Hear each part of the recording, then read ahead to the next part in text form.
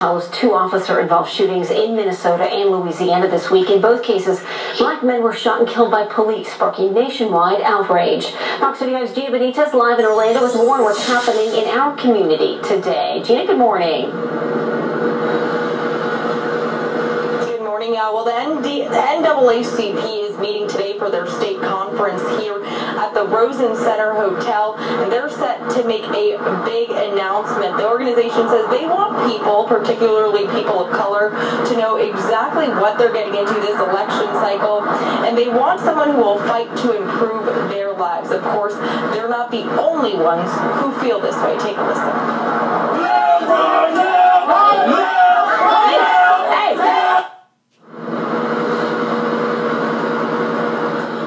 Protesters taking to the streets in cities across the country yesterday, rallying for the Black Lives Matter movement. In Atlanta, huge crowds clashed with police after a rally in a park there. Protesters marched through the streets of downtown. State troopers gathered in force to form a line to keep the protesters from marching onto the highway. And dozens of people were carrying signs calling for an end to police brutality. Now, though the NAACP doesn't specify exactly what they're going to be talking about, they do allude to the events going on all across the nation right now. That conference set to start at 10 a.m. and we will bring you any updates as they come in. For now, reporting live out here in Orlando, Gina Benitez, Fox 35 News. Gina, thank you. Security expert James Copenhaver joining us this morning to talk more about the shooting. James, good morning. Good to see you. Nice to have you here this morning.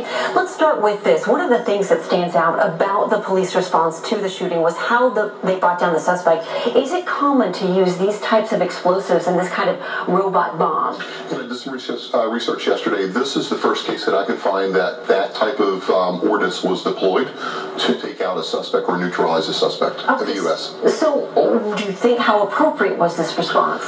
Given the circumstances, this man had just killed 5 cops and wounded many more. He was a continual threat. The negotiations were not going anywhere.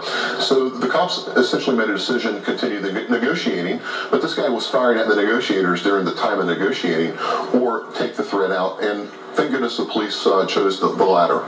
Yeah, it seemed like during one of the press conferences, the police chief had said we are coming up with the plan as they were in the process of negotiating. So we knew something was going to happen. And it seems like it was an unusual response, but a necessary one. I think it was measured, but I think it's an appropriate response. And if you recall the presser the chief gave, he had a couple of options the SWAT commander was going to present to him. And this was probably the most safest out of the two, and they chose to do that. When it comes to something like this, how do you think that security measures will change in the future for our country if, in fact, this may happen again? Well, we just need to make sure our cops have the funding from the government and our local governments for training. I can't emphasize enough on active shooter training. I know the Orange County Sheriff's Office just finished active shooting training, and it's so important. But as a community, we must be vigilant, and if we see something, we must call and not ignore those signs, and let's tip off the police as to what may be happening with our neighbor, even if it's something odd. Yeah, and let me ask you one more question before we let you go. I know within the last year, the Obama administration has been considering restricting military gear for our officers, and we know in the Pulse nightclub shooting, that Kevlar helmet probably saved that officer's life. So absolutely. I mean, if you're a construction worker, you're going to have a hard hat, so there's no different. It struck us home. I think up in Volusia County, they actually turned in their utility vehicle, which was an armored vehicle for SWAT. They deployed in that vehicle. And these Kevlar helmets, if you remember the Pulse nightclub shooting, it probably saved that OPD's life. The life. He was shot in the head.